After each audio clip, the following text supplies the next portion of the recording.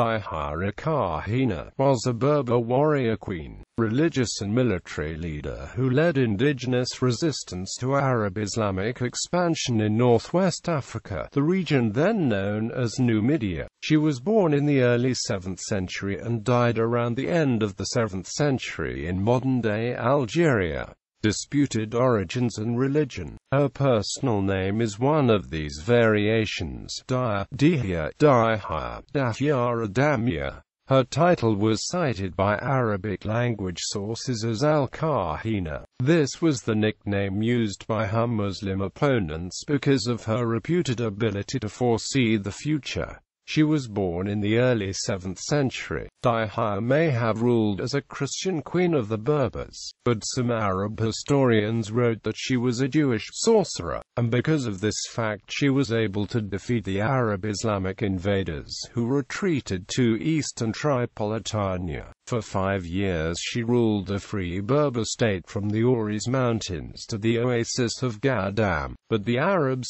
commanded by Musa bin Nasser, returned with a strong army and defeated her. She fought at the Ldjm Roman amphitheatre but finally died around the end of the 7th century in modern-day Tunisia in a battle near Tabaqa. Accounts from the 19th century on claim she was of Jewish religion of that her tribe were Judaized Berbers. According to al-Maliki relates that she was accompanied in her travels by an idol, possibly an icon of the Virgin Mary or one of the Christian saints, but certainly not something associated with Jewish religious customs. The idea that the Jarawa were Judaized comes from the medieval historian Ibn Khaldun, who named them among a number of such tribes. Hirschberg and Talby note that Ibn Khaldun seems to have been referring to a time before the advent of the late Roman and Byzantine empires, and a little later in the same paragraph seems to say that by Roman times the tribes had become Christianized. In the words of H. Z. Hirschberg, of all the known movements of conversion to Judaism and incidents of Judaizing, those connected with the Berbers and Sudanese in Africa are the least authenticated.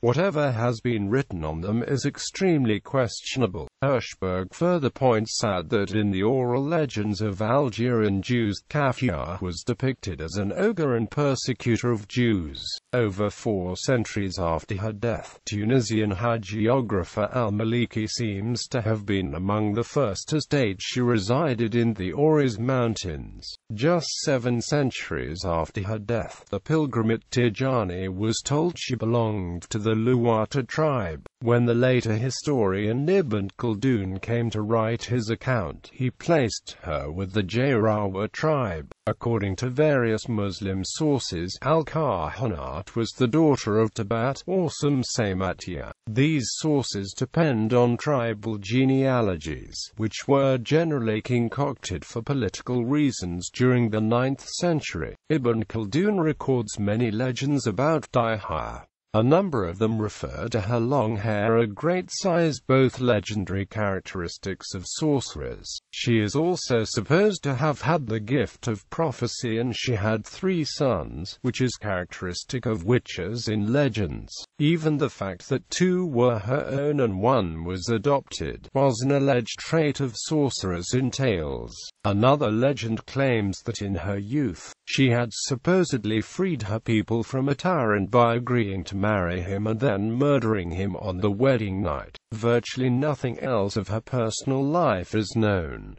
Conflicts and legends. Dihya succeeded Caesilius as the war leader of the Berber tribes in the 680s and opposed the encroaching Arab Islamic armies of the Umayyad dynasty. Hassan ibn al-Nu'man marched from Egypt and captured the major Byzantine city of Carthage and other cities. Searching for another enemy to defeat, he was told that the most powerful monarch in North Africa was the Queen of the Berbers, Dihya, and accordingly marched into Numidia. The armies met near Meskiana in the present-day province of El Bouaghi, Algeria. She defeated Hassan so soundly that he fled Ifriqiya and holed up in Cyrenaica for 4 or 5 years. Realizing that the enemy was too powerful and bound to return, she was said to have embarked on a scorched earth campaign, which had little impact on the mountain and desert tribes, but lost her the crucial support of the sedentary oasis dwellers. Instead of discouraging the Arab armies, her desperate decision hastened defeat. Another, lesser-known account of Dihya claimed that she had an interest in early studies of desert birds. While this view may or may not be plausible, some evidence has been recovered at the site of her birthplace, modern-day Algeria. Several fragments of early parchment with a painting of a bird on them were found, although there's no way to conclude the fragments were hers. However, it is possible that she began her interest while in Libya, as the painting was of a Libyan bird species.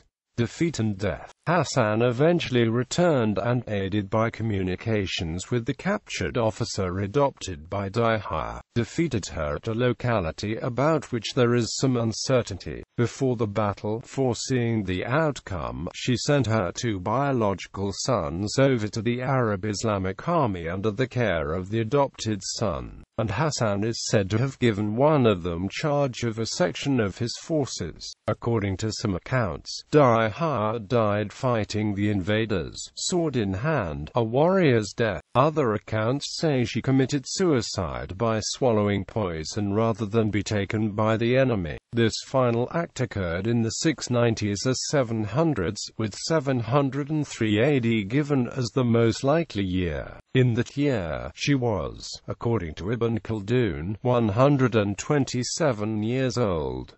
This is evidently yet another of the many myths which surround her. According to Muslim historians, her sons Begay and Kashla converted and led the Berber army to Iberia. Legacy. Supposedly, Dihya had a passion for ornithology that shaped science and learning in early North Africa. Today, many look up to her for her great findings and independence.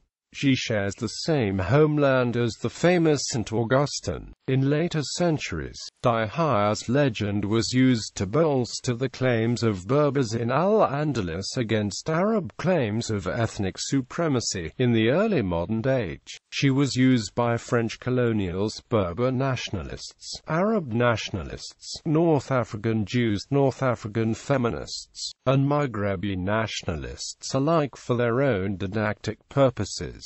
Bibliography. Ibn Khaldun, Kitab al-Abar. Usually cited as Histoire des Berbers et des dynasties musulmanes de l'Afrique septentrionale, a French trans. By William McGurk Lane, Paul Guthner, Paris, 1978. This 19th-century translation should now be regarded as obsolete. There is a more accurate modern French translation by Abdeselim Chedidi, Peuples et Nations du Monde. Extraits des Ibars, Sindbad, Paris, 1986 and AMP 1995. Hirschberg gives an English translation of the section where Ibn Khaldun discusses the supposed Judaized Jarawar. Hanum, Abdul Majid. Post-colonial memories. The legend of the Dihya, a North African heroine. ISBN 0-325-00253-3. This is a study of the legend of the Dihya in the 19th century and later. The first chapter is a detailed critique of how the legend of the Dihya emerged after several transformations from the 9th century to the 14th. H. Z. Hirschberg, The Problem of the Judaized Berbers, Journal of African History, 4, 313-339. H. Z. Hirschberg, A History of the Jews in North Africa. E. J. Brill, Leiden, 1974. Al-Maliki, Riyad and Nafis. Partial French trans. By H. R. Idris, La Écoute Citd al-Maliki sur la conquête de l'Afrique. Revue des études islamiques 37 117-149. The accuracy of this translation has been criticized by Talbi and others. Modern, E. Article, Dihya, Encyclopédie Berberi Volume 27, p. 4102-4111. The most recent critical study of the historical sources. Talbi, Muhammad. Un nouveau fragment de l'histoire de l'Occident musulman, l'épopée d'Al Kahina. An important historiographical study. At Dihya, Rilit, Arabic text ed. By H. H. Abdul Wahab, Johann Wolfgang Goethe University, Frankfurt, 1994. French trans. By A. Rousseau in Journal Asiatique. Section containing the story of the Dihya is in N. S. 4, Volume 2057-208.